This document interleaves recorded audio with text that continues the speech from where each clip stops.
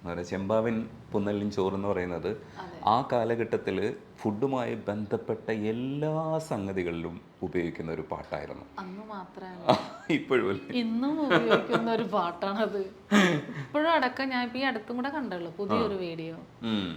അപ്പോൾ ബിജേട്ടൻ എന്ന് പറയുന്ന സന്യാസിയും അതിന്റെ കൂട്ടത്തിൽ റഫീഖ് സാർ എന്ന് പറയുന്ന വേറൊരു സന്യാസിയും കൂടെ ചേർന്നിട്ട് അസാധ്യമാക്കിയ പാട്ടാണത്. ആ രണ്ട് സന്യാസിമാരുടെ കൂടെ ഒരു സന്യാസിനിയും കൂടെ ചേർന്ന് പറയാത്തത് എന്താണ്?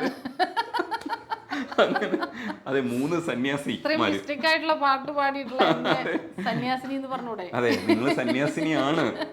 ഞങ്ങൾക്ക് എത്ര പ്രാവശ്യം ഞങ്ങൾ വന്ന് നിൽക്കുകയാണ് ഈ പുണ്യാശ്രമത്തില്. ഈ പാട്ടുകൾ എത്ര പ്രാവശ്യം നമ്മൾ ആസ്വദിച്ചിട്ടുള്ള പാട്ടുകളാണ്.